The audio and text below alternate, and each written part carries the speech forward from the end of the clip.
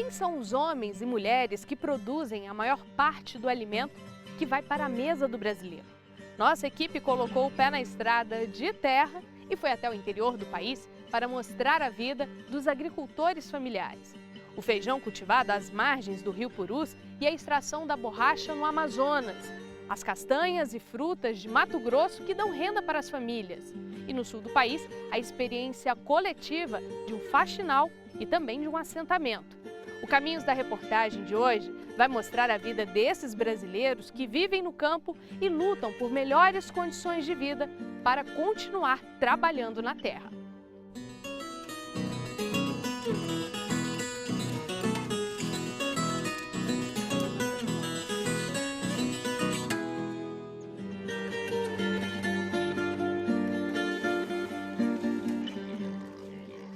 As mãos sujas e calejadas, o suor no rosto, os longos dias na lida, o homem da terra.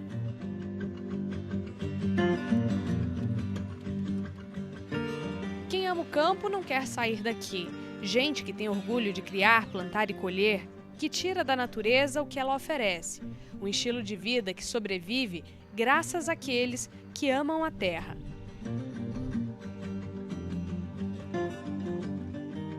São homens e mulheres, pequenos produtores, que unem suas famílias em torno do trabalho no campo. E o que a agricultura familiar produz é o que chega até as nossas mesas. Estatísticas mostram que 70% do que o brasileiro come vem da agricultura familiar, de pequenas hortas, plantações e criações. Alimentos como a mandioca, o feijão, carnes de porco e aves e o leite vem da produção dessas famílias. Ela emprega ainda 77% da mão de obra no campo.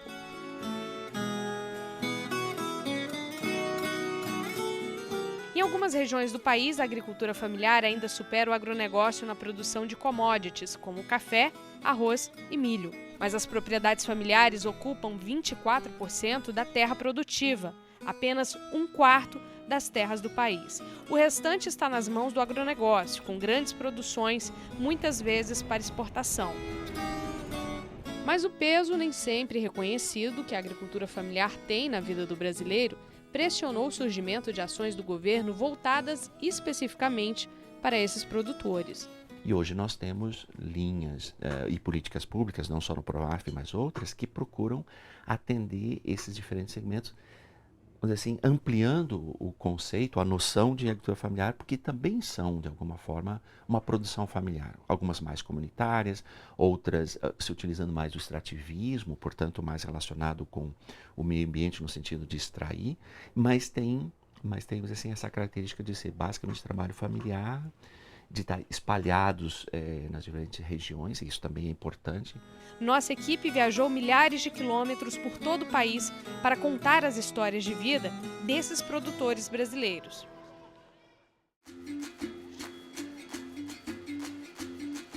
Para chegar até Lábrea, no Amazonas, o jeito mais fácil foi fretar um avião. A cidade, que fica no sul do estado, em meio à floresta amazônica. O município é o maior produtor de feijão de corda no estado. Com cerca de 1.200 pequenos agricultores, a maior parte deles são ribeirinhos que plantam feijão nas praias que o rio Purus deixa na estação mais seca do ano. Para a gente conseguir chegar até as comunidades onde o feijão é produzido, não dá para ir de qualquer jeito. A gente tem que ir de barco, subindo o rio aqui por pelo menos 6 horas. E é para onde a gente está indo agora.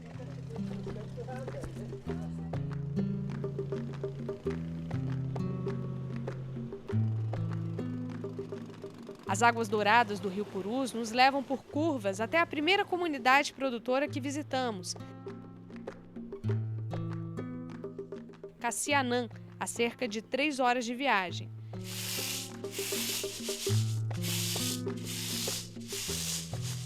João, líder da comunidade, nos mostra como é feito o cultivo. Nas areias finas e férteis que o Purus deixa quando baixa, estão pequenas plantações feitas pelas famílias ao longo da praia.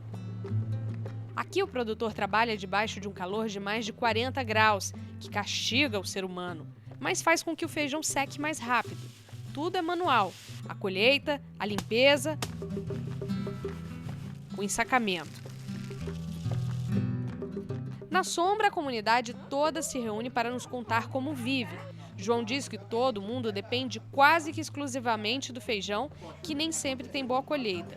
O produto é vendido para a Associação de Produtores Agroextrativistas da colônia do Sardinha, em Labre, que passa recolhendo a produção. Se não fosse isso, eles ficariam nas mãos dos atravessadores. Hoje, eles são em menor número porque foram proibidos de comercializar o principal peixe da região, o pirarucu, que está ameaçado. Eles acham que se eles junto com o pirarucu, eles não eram interessados no feijão, interessados no pirarucu, que eles traziam junto, que dava muito mais dinheiro para eles. E nós era quem ficava lá atrás, né? Aí, como não pôde comprar o pirarucu, eles só o feijão também não querem. João ainda reclama do preço que é pago pelo feijão. Segundo ele, as comunidades ribeirinhas sofrem discriminação. E ainda acham assim, não, quem mora no interior não precisa de dinheiro. Eles precisam ter no peixe e a farinha, tá mais do que bom, mas não é assim não. A gente precisa viver também, eles precisam vestir. Precisa comprar alguma coisa para dentro de casa, que a gente não vê que nem bicho bruto, né? As famílias de Cassianã dependem de recursos do governo. Muitos não chegam até as comunidades. No fim de 2012, quando estivemos ali, muitos ainda não tinham recebido os recursos da enchente, que devastou a região no início daquele ano. Se não fossem as associações trabalhando aí em prol dessas comunidades, a gente não sabe que situação estaria a população. A situação é precária em todas as comunidades do Rio Purus. Passei 19 dias visitando essas comunidades. Encontramos escola com 33 dias sem ter aula, porque não tem merenda escolar e nem tem inflamável para transportar os alunos. E o município está recebendo esse recurso mensalmente do Fundeb. Nesse solão que nem está aqui, tem comunidade aí que nesse horário as crianças estão carregando água lá do porto para a escola, porque as escolas não têm nenhum tipo de estrutura.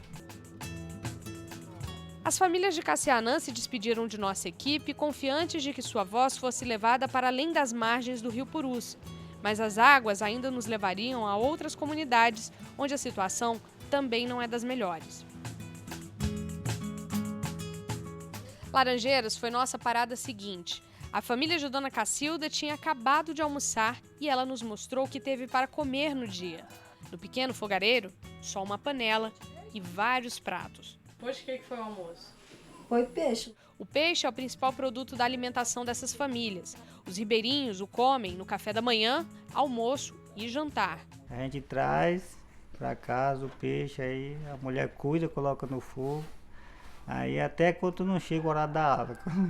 Se no caso, se a gente tardar e não conseguir o peixe, aí às vezes os filhos vão para a aula sem comer para poder ir para a escola, né? Essa aí comigo. A merenda da escola e uma pequena horta que Dona Cacilda tem nos fundos da casa evita que a alimentação seja apenas isso. A vida aqui parece ter parado no tempo. Não é energia elétrica. A única opção é um motor que é ligado apenas quando há gasolina.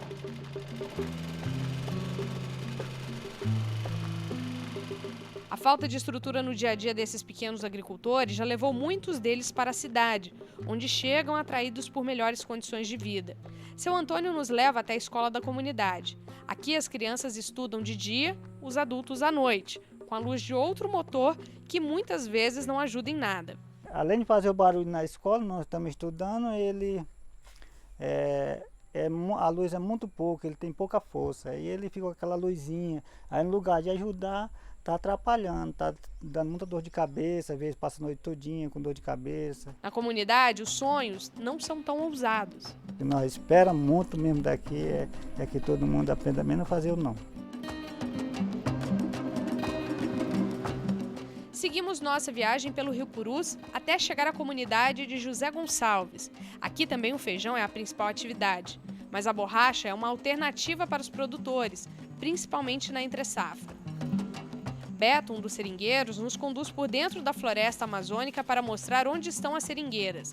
As árvores nativas chegam a alcançar até 30 metros de altura. Os troncos guardam as marcas de muitos cortes feitos ao longo das décadas. O cheiro da borracha, depois que ela está seca, é bem forte, mas aqui na seringueira, ela ainda não tem cheiro nenhum. O pessoal diz que pode até provar. E é doce, né? Só não pode engolir. A seiva branca enche as latas que são recolhidas após algumas horas. Beto corta em média 200 seringueiras por dia. Na época das chuvas, o trabalho não é feito porque por aqui só dá para passar de canoa. Pergunta a Beto se ele usa algo que veio do que extraiu. Eu acho que sim, né? Que é feito camisinha, é feito pneu de carro, é feito um bocado de coisa. O trabalho aqui também não é fácil. O calor e a umidade da floresta atraem mosquitos. A borracha, depois de prensada, pesa e, para Beto, todo o serviço não é recompensado. Rapaz, com subsídio de tudo é R$5, R$5,20 parece. Você acha que é pouco? Eu acho. Dá para dar mais. Dá tanto trabalho. Menos de R$7 estava bom. Fala-se em um novo ciclo da borracha na Amazônia, incentivado pelo poder público. Parte do dinheiro que o seringueiro ganha vem de subvenção dos governos. O federal complementa o preço de mercado. O estadual paga mais R$1 para cada quilo do produto e o municipal 50 centavos. Mesmo assim, para Beto, não é o suficiente e ele pensa em desistir. Rapaz, não, eu acho que esse outro ano eu não vou, eu não vou não. Por quê? Porque não, já faz tanto tempo que eu corro seringa. Nunca ganhei nada de vontade.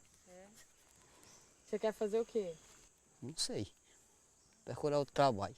Mas para quem quer continuar nas comunidades do Rio Purus, não há muita opção.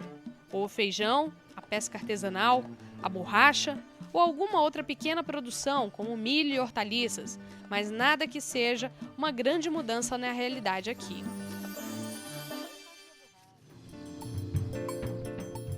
De volta à cidade, encontramos com o então gerente interino do IDAM, o Instituto de Desenvolvimento Agropecuário e Florestal Sustentável do Estado do Amazonas. Segundo ele, em 2012, faltaram sementes de feijão para plantar. A inundação prejudicou a safra e o recurso que chega para tentar minimizar os efeitos é pouco. O que vai ser mais prejudicado é o pessoal que mora no Alto Purus, né? Que não vai ter tanta oportunidade de alcançar um valor maior. Pela área, pelo que eles plantam, né? É pouco. Os recursos do PRONAF, o Programa Nacional de Fortalecimento da Agricultura Familiar, que disponibiliza crédito a juros mais baixos para os pequenos produtores, também não chega às comunidades mais distantes. Porque são duas linhas de crédito que a gente está operando.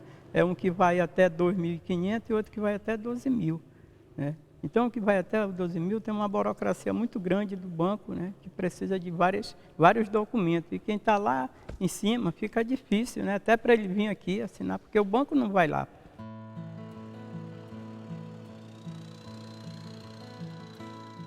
Quando o feijão sai das comunidades e chega até Lábrea, geralmente por meio da Associação dos Produtores, os grãos passam por um processo de secagem novamente, mas agora em máquinas. São ensacados e levados até o barco que transporta para Manaus.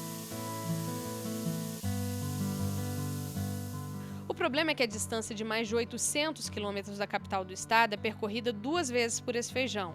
Antes de ser distribuído para as escolas de Lábrea, ele vai para Manaus e depois volta. Esse percurso todo é explicado porque a Secretaria de Educação do Estado compra parte da produção de pequenos produtores, mas faz o controle de qualidade dos alimentos apenas em Manaus. Como esse feijão ele vai para todos os municípios do estado, então a central é lá que eles fazem a distribuição, eles fazem a checagem, eles têm a parte sanitária deles que vistoriar, ele tem um conselho da merenda escolar do próprio estado lá para vistoriar, então eu acho que é por causa dessa logística. Com isso, grande parte do que as crianças comem na escola são produtos industrializados.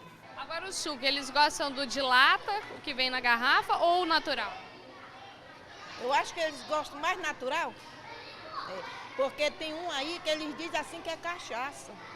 Cachaça? Cachaça, daqueles turritos grandes, sabe? Mas não é não, por causa da embalagem, né? Uma lei de 2009 prevê que 30% dos recursos que as escolas recebem do Programa Nacional de Alimentação Escolar, o PNAE, devem ser usados para comprar produtos direto da agricultura familiar, uma garantia de venda para o produtor e de alimento fresco para as escolas. Mas a Cooperativa dos Produtores diz que não consegue vender produtos para as escolas do município através do PNAE. No mercado local ainda, nós estamos à mercê desse interesse do poder público para que isso funcione. Pelo gosto das crianças, elas poderiam estar comendo muito mais produtos da região e ter uma alimentação mais próxima da que tem em casa. Feijão, arroz, farinha e carne. Carne, arroz, feijão e farofa aqui, gostosa. Um outro programa do governo federal de aquisição de alimentos, o PAA, compra parte da produção de agricultores familiares. Esses alimentos são levados pelos próprios produtores em forma de doação pelo governo a entidades de assistência social, como creches, asilos e orfanatos, restaurantes populares e cozinhas comunitárias, além de cestas de alimento. Mas na região norte, os produtores querem uma política diferenciada. O preço do PA trabalha com preço mínimo, né? E o nosso produto aqui, nenhum deles tem o preço mínimo, né? Só tem o preço mínimo quando não existe mesmo mercado que o produtor se obriga a vender por esse preço. Mas ele vende perdendo 50% do custo de produção dele.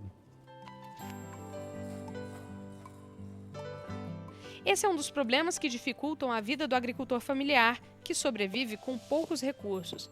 Enquanto isso, o tempo vai e vem com as cheias e vazantes do rio Purus e sempre traz a esperança de que a vida vai melhorar por aqui.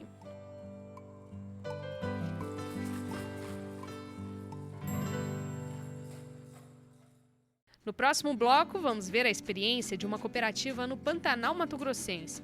Em comunidades rurais de Poconé, o aproveitamento de um fruto típico, o cumbaru, se transformou em fonte de renda para a comunidade.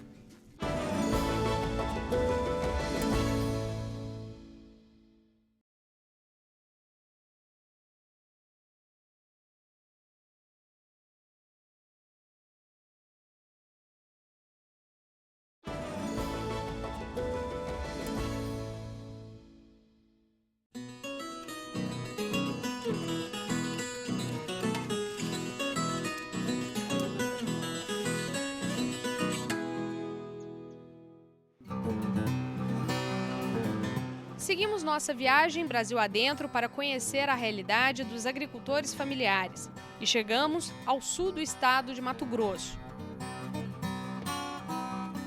Na entrada do Pantanal Mato-Grossense está o município de Poconé, com mais de 30 mil habitantes.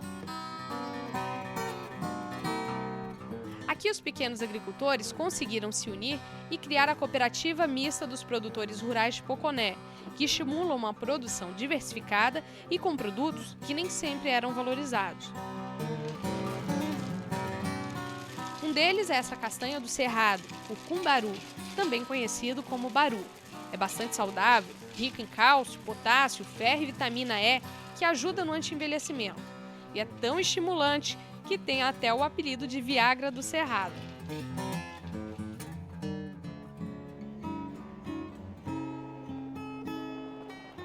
Fomos até a comunidade de Laranjal, onde o cumbaru é colhido. Dona Pedrosa, que cresceu no Cerrado, nunca imaginaria que a árvore do cumbaru pudesse ser aproveitada na alimentação e, com isso, render dinheiro. Para os mais antigos, é até estranho comer a castanha. Eu mesmo não gosto muito de comer ele, não. Por quê? É isso que eu tô falando. Eles não é acostumado, nem sabia que comia ele. Com a falta de oportunidade no campo, o cumbaru tem sido o meio de sobrevivência da família. Os frutos são colhidos entre julho e outubro. São estocados para a retirada da castanha o ano inteiro.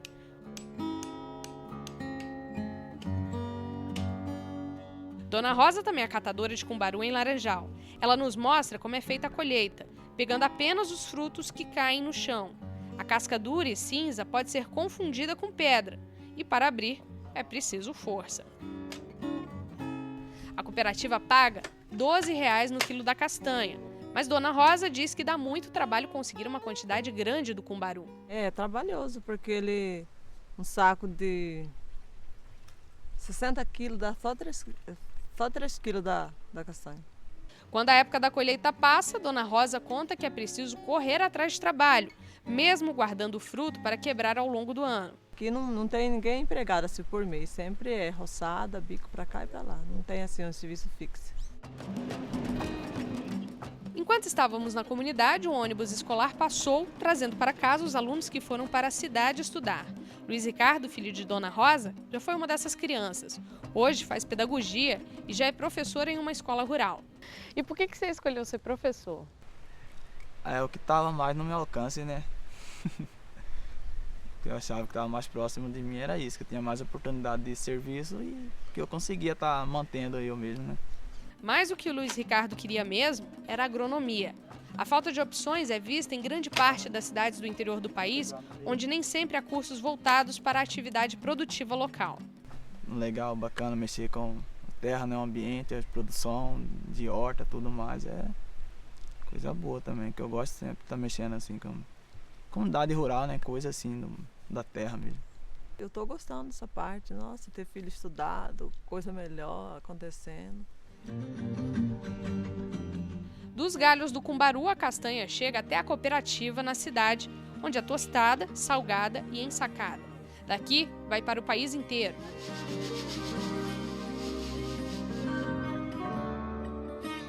Mas o cumbaru não é o único produto típico da região aproveitado pelos agroextrativistas. A bocaiúva, conhecida em outras regiões como macaúba, também é usada pelas famílias. A bocaiúva é um coquinho e sua palmeira cresce por toda a região de Poconé. A parte utilizada é a polpa, que serve para fazer picolés, massas, doces e outros alimentos. Rica em nutrientes, a bocaiúva tem uma alta concentração de vitamina A, cobre, potássio e zinco. É muito consumida na região e tem sido apontada como suplemento alimentar. Por causa da bocaiúva, Dona Ruth largou o emprego de doméstica para se dedicar ao agroextrativismo. Trabalhava doméstica. Essa doméstica por dia aqui não está tirando nem R$20 por dia, tira R$15. Valor bem acima do que consegue com a venda da polpa congelada e da farinha, que também é feita da polpa. 1 quilo eu vendo por R$25, né? E quanto faz a farinha? Quando faz a farinha eu cobro 50. Ela e a filha Andressa trabalham horas a fio quebrando a casca do coco e retirando a polpa. É gostoso, você distrai, não precisa preocupar com nada, você tá em casa mesmo, né? Você tá fazendo. A polpa da bocaiúva é bem carnuda e cheia de fibra, tanto que aqui na região ela tem um apelido, né, Andressa? Que é o chiclete poconeano. Chiclete poconeano. Por que é chiclete? É por causa da polpa dela. Aí como é que... E tem um jeito certo de comer também, né? Tem sim, é só você colocar na boca, só que não pode morder, né? Tem que colocar na boca. E ficar chupando? É, e chupar assim. Fica com essa bola aqui dentro da boca. E é gostosa, hein?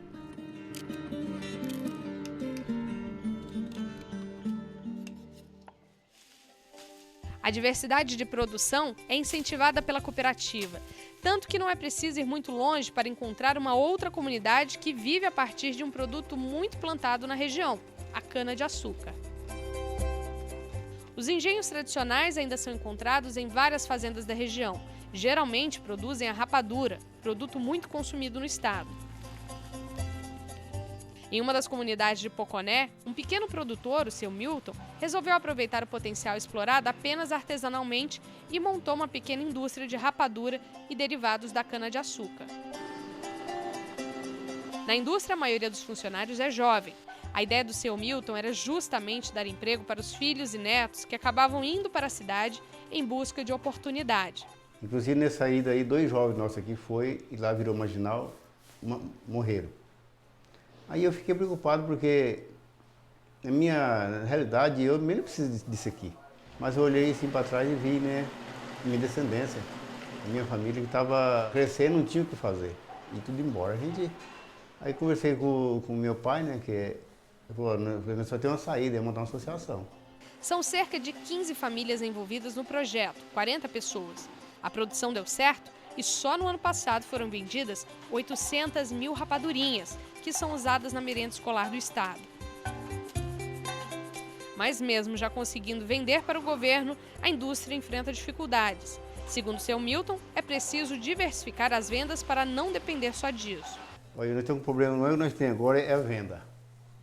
Produção para nós não é problema, produzir não. Né? Então a gente está com problema, nós temos que ver se consegue uma Kombi, um carrinho fechado aí para a gente pôr uma pessoa só para vender. Para que os jovens da comunidade não dependam apenas da indústria da rapadura, já está sendo montada uma horta comunitária para que as famílias possam trabalhar e vender os produtos. As hortaliças são um dos carros-chefes da cooperativa. A cada 15 dias, os agricultores levam a produção à sede da associação, de onde os alimentos são distribuídos à população por programas do governo federal, PAA, de aquisição de alimentos, ou via PENAI, da merenda escolar. carroceria dessa caminhonete está mais parecendo uma verdadeira feira. Tem melancia, laranja, banana, repolho, mas tudo isso daqui está indo para a merenda das escolas aqui da região. E é uma dessas escolas que a gente vai conhecer agora.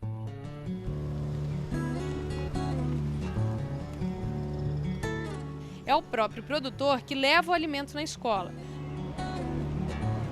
Tudo chega fresquinho e tem a ver com o que os adolescentes já estão acostumados a comer. Bem diferente do que era uma década atrás. Eu lembro que nos anos 90 a gente recebia muito produtos enlatados, sojas, leite de soja, almôndega, né, sardinha, produto que praticamente para nós aqui não é hábito alimentar. E isso prejudicava porque os alunos não alimentavam e a escola acabava tendo que ter esse alimento todo dia colocado à disposição desses alunos. É só acompanhar a turma na hora do intervalo para ver que realmente os alunos preferem o que já estão habituados a comer. Quando tem refeição é melhor. Até mais nutritivo, mais gostoso. Sem falar que para muitos desses alunos, a falta do café da manhã em casa faz com que a merenda seja a primeira refeição do dia. Quando é assim, né? Que assim é mais melhor.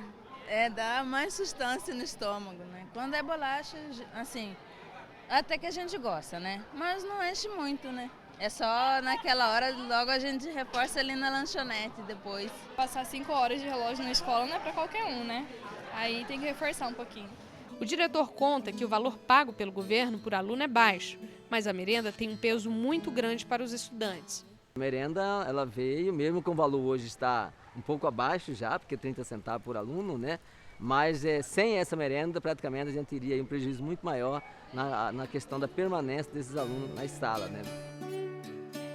Os mesmos tipos de alimentos são distribuídos para as creches públicas do município. Desde cedo, os alunos se acostumam a gostar de uma alimentação saudável com frutas e verduras da região. Qual fruta que você mais gosta? Melancia. Eu gosto de comer sopa, feijão com salada e arroz. Meu lanchinho, vou comer, pra ficar fortinho e crescer. De volta à cooperativa, uma fila de gente esperava para ser atendido no programa de doação de alimentos à comunidade. Cerca de 800 famílias cadastradas recebem a cada 15 dias uma cesta de hortaliças de 10 quilos. Gente que carregava como podia a doação. Tem banana verde, tem abobrinha, tem bananinha. E outro? Mamão. Abacaxi. Dona Francisca veio de carro e aproveitou para pegar a cesta de vizinhas e parentes. Só ela tem 7 filhos e os alimentos doados já ajudam a alimentar tantas bocas. Vai uns 3 dias mais ou menos só. Muita gente para comer, né? Muita para comer, né? As doações ajudam várias famílias e estimulam a produção da agricultura familiar. Seu Carlos fez da horta a principal forma de garantir o sustento de 9 pessoas em casa. Passa o dia na plantação, colhe o que já está na época, planta para que o ciclo se repita. A venda do seu Carlos tem garantida pela cooperativa, mas para começar a produção pegou um empréstimo. Por falta de informação, não soube que tinha direito às linhas de crédito do Pronaf, que empresta dinheiro com prazos melhores para pagar. Fez 5 mil. 5 mil? É. E vai ter que pagar a partir de quando? Já estou pagando já. Já tem uns 3 meses. Antes de começar a vender, já estou pagando já. Foi um empréstimo específico para agricultor familiar ou não? Não. Fui direto no banco do Brasil. O senhor não quis pegar nenhuma linha de crédito para produzir? Não, que eu não sei como que faz para pegar, não sabia, ninguém veio dar informação para mim, né?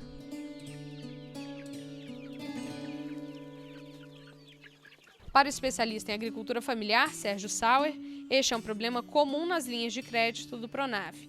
Ele reconhece que o dinheiro ajuda muito, mas nem sempre o produtor tem acesso. Associado a alocar mais recursos, seria fundamental melhorar as condições. Uma delas é essa, capacitação. Inclusive, muitas famílias não conhecem a maior parte desses programas, então não sabem o que fazer para acessar. Alguns desses programas acabam endividando os atores familiares. Então, pega um ano, pega outro ano, mas as condições que são pensadas muito do ponto de vista bancário, né? Então, você tem que oferecer condições garantias, etc., acabam limitando o acesso. A pesquisadora da Embrapa, Maria Tereza Pedroso, concorda que é preciso tornar o crédito uma forma não só de melhorar a qualidade de vida dessas pessoas, mas também de fomentar a economia do país. Tudo que você pega o dinheiro público e aplica em políticas públicas que vão desenvolver a economia da forma mais adaptada à realidade e às necessidades, só pode melhorar a condição de vida dessas pessoas e também aquecer a economia local e, quem sabe, até alguns participarem mais da comercialização de produtos que possam reverter para o PIB. Para ter mais fontes de renda, seu Carlos também está criando galinhas caipira. A alimentação vem das hortaliças que não servem para a venda e iriam normalmente para o lixo. Seu Pedro, um dos fundadores da cooperativa, conta que o plano é justamente esse: diversificar e ter produtos que deem retorno rápido para o produtor. Nós trabalhamos só com coisa que dá lucro rápido, porque quem é de baixa classe, ele não aguenta esperar muito dia para arrumar dinheiro no bolso, né? Ele tem que arrumar dinheiro por semana no bolso, não por fim de mês. Mais de 400 produtores estão cadastrados. Cerca de 150 entregam com frequência o que cultivam. Seu Pedro considera alto número, ainda mais quando lembra quando tudo começou. Eram apenas 20 associados. Aqui em Poconé, na nossa região, houve algum tempo cooperativa e não funcionou.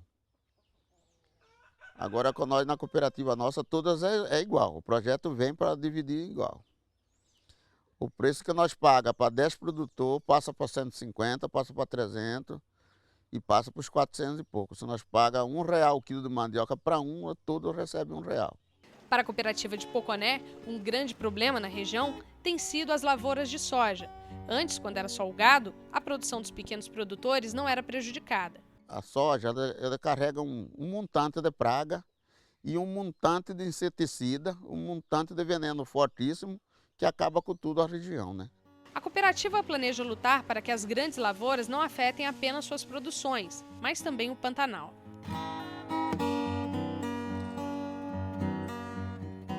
Seu Pedro acredita que a força dos pequenos agricultores tem feito a diferença, ajudado a desenvolver o município e levado mais qualidade de vida para o homem do campo, o que só foi possível pela união de quem ama trabalhar com a terra. É só unir os pequenos e todo mundo ir à luta. Individual, ninguém chega em canto nenhum. Se nós unidos já é fraco, imagina cada um por conta, cada um para um lado, outro para outro lado, não vai chegar à realidade que o Brasil, que o município precisa desenvolver, né? E veja no próximo bloco, no sul do país, uma forma de produzir diferente, o faxinal, onde agricultores produzem ervas, frutas e verduras em meio à mata, onde também criam coletivamente animais. E ainda a experiência bem-sucedida de agricultores familiares em um assentamento da reforma agrária.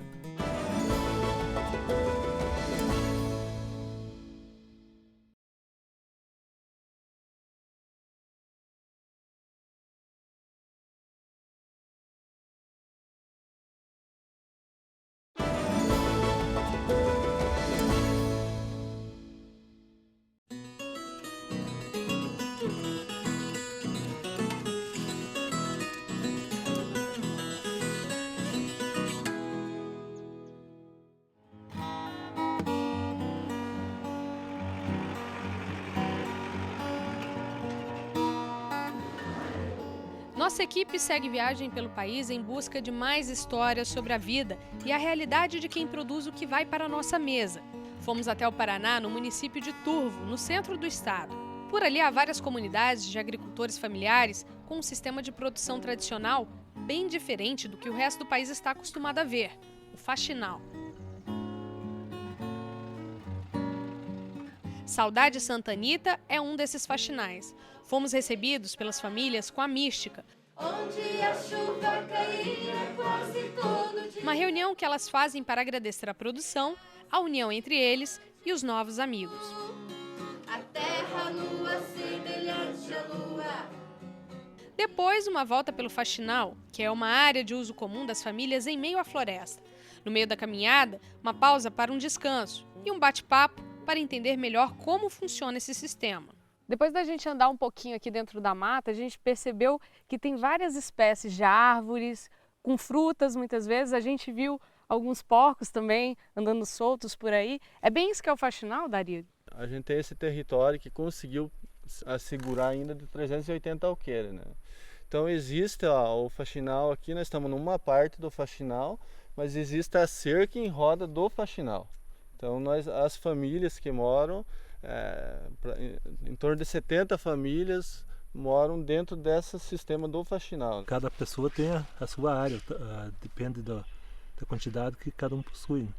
Mas o uso é em comum, né? Porque daí dentro desse uso em comum a gente tem um acordo, cada um não pode fugir do que está sendo no acordo, de feito se a quantidade de área que pode ser fechada para plantio de medicinais, uma hortaliça, ou para ter uma vaca de leite. Como é que funciona essa área comum? Por exemplo, os porcos, eles são de todo mundo ou cada família tem os seus e cria tudo solto junto? Como é que funciona isso, Anderson? Na verdade, a questão dos porcos, quase todo mundo tem um sinal, por exemplo, em cada orelha da criação, né? Daí toda de manhã, tanto de manhã como à tarde, eles têm um hábito. Por exemplo, jogam milho, algum outro trato, dá um sal. E à tarde eles voltam da área do faxinal, voltam para casa dos seus donos. Então é separado por esse sinal e cada um que tem um leitão, uma porca ali, ele conhece. Apesar de ser um sistema que preserva a boa convivência entre os vizinhos, promove a ajuda mútua e mantém uma forma de produção sustentável, os faxinais estão, aos poucos, desaparecendo. Infelizmente a gente tem política só para monoculturas, né? Pinos, eucalipto, para soja, e daí acaba substituindo aqui a erva mate, a mata, o pinhão, acaba substituindo a araucária em monocultura, né? A gente está vendo muito isso, né? Derrubada e vai se transformando em monoculturas, como aconteceu em muitos faxinais aí no estado do Paraná. Julian Pérez, professor de Meio Ambiente, Economia e Sociedade da Universidade Federal Fronteira Sul, confirma que o faxinal sofre com a pressão da monocultura. É um sistema frágil, na verdade, né? Bastante frágil, né? E está em permanente conflito porque vai contra a lógica que a agricultura tem se desenvolvido, que é a lógica da monocultura, da expansão de grandes áreas de grãos, no caso aqui da região, né? E mesmo aqui, no caminho, quando a gente veio para cá, tem pelo menos 2 ou 3 faxinais que se desagregaram. Fomos até a casa do seu Neri para entender como é o dia a dia de uma família no faxinal. Ô, seu Neri!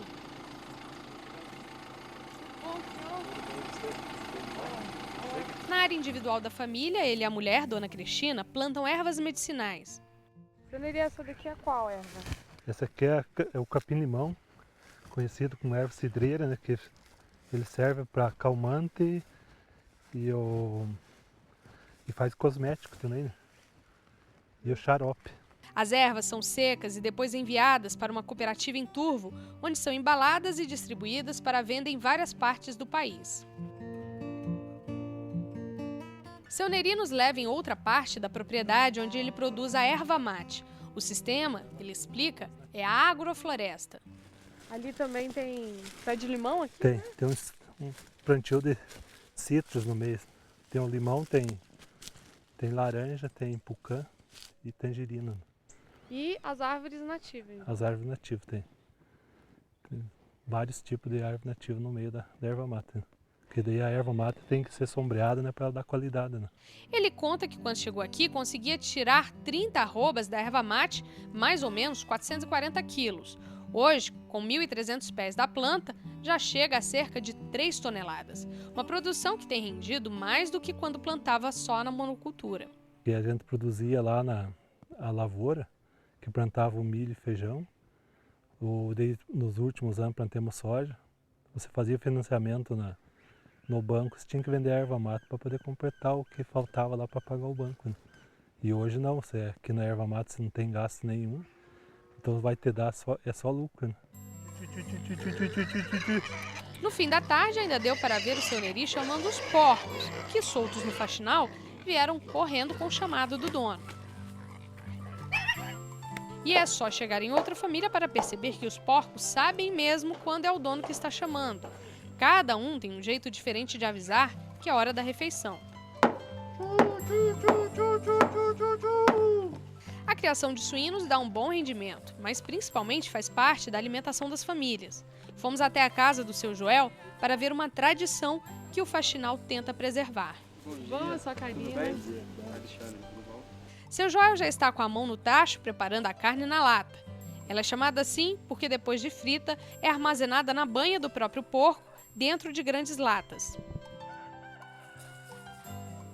Ô, seu Joel, esse jeito aqui que o senhor está fazendo a carne era o jeito que o pai do senhor fazia e que o pai dele fazia. Isso aí vem desde os avós, né?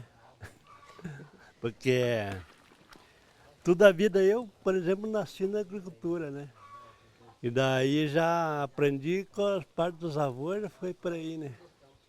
Que era feito toda a vida nesse tipo aí, né? E por que fazia desse jeito? Não, porque daí você enlata ele e põe uma banha por cima, daí você atravessa. O verão não tem perigo de arruinar nada, né? Agora depois que veio daí geladeira e freezer, essas coisas, daí já nós mudamos, já larguei a mão de fritar, porque daí você guarda no freezer, né? Será que eu vou queimar a mão? Acho que ele não tá muito quente agora. É? Pode pegar? Experimenta pra ver.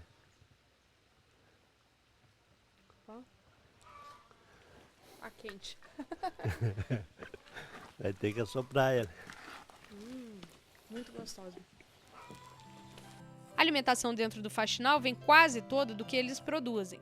Além dos porcos, Luiz cria vacas na sua parte individual. A ordenhadeira mecânica para tornar o leite outra fonte de renda é um dos últimos investimentos. É a questão da renda, né? Porque quando, vamos dizer, não tinha as vacas de leite, se tornar mais difícil a renda, né? A vaca dá leite o ano inteiro. É, tipo de 7 a 8 meses, né? Logo ao lado, para aproveitar o esterco do gado, fica a horta, de onde Luiz vende parte do que colhe para escolas da região. A horta também, daí nós lidamos com as verduras também, né? Que é entregado pro PENAI, né? Toda segunda-feira elas passam, né, carregando o produto e daí entregado nas escolas.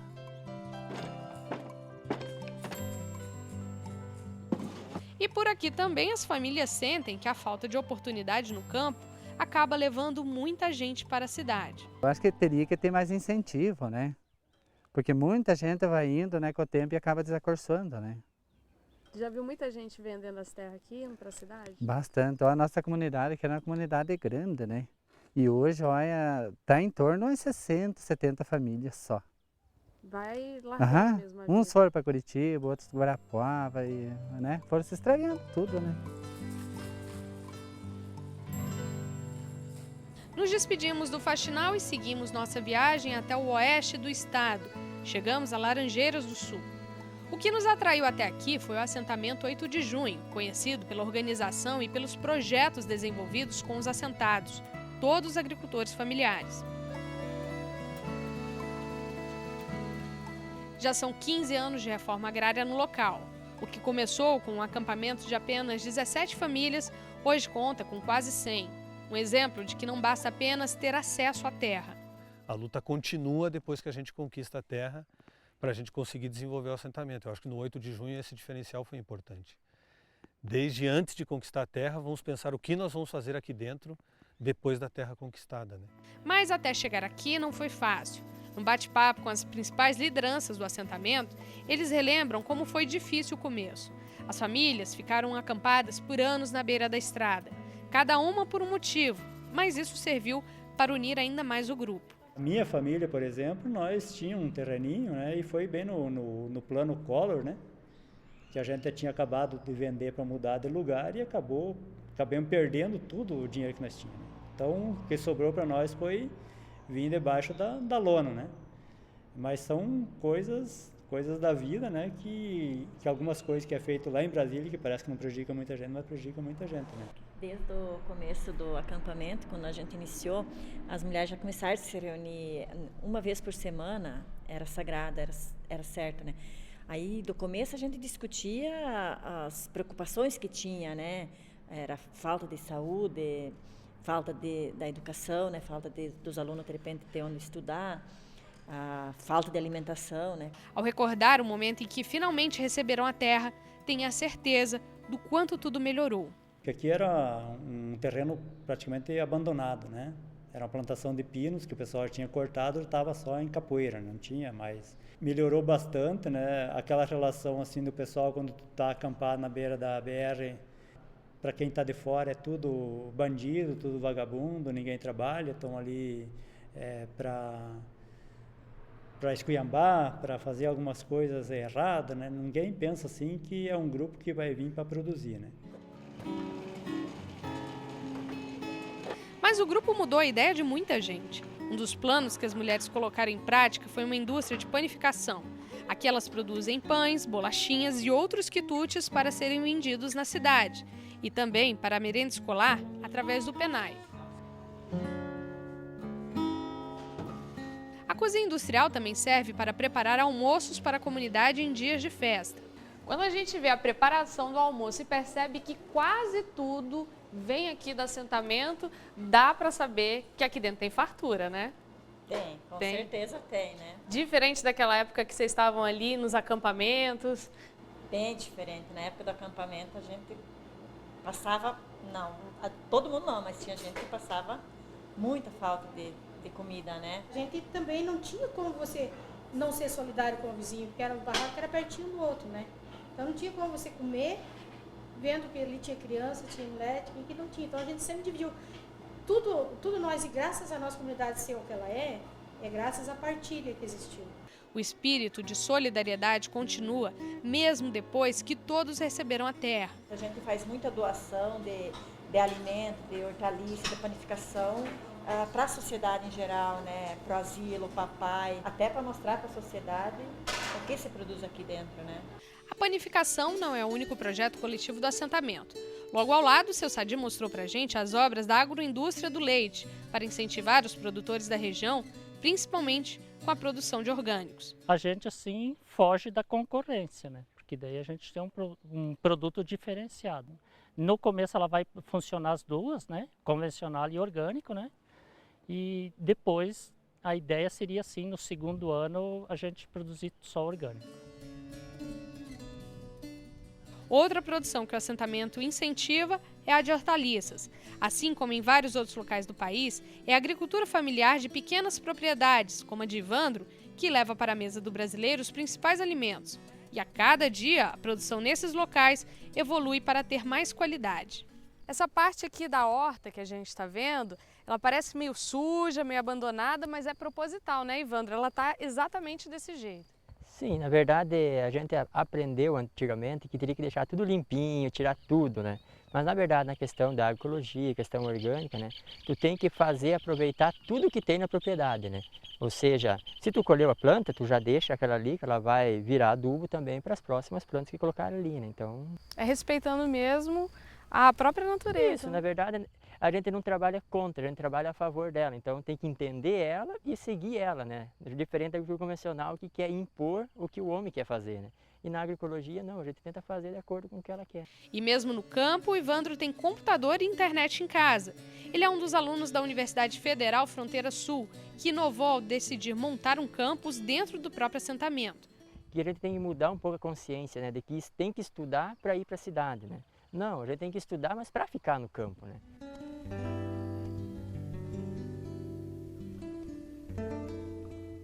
Junto com Dona Denise e Dona Marli, fomos até lá.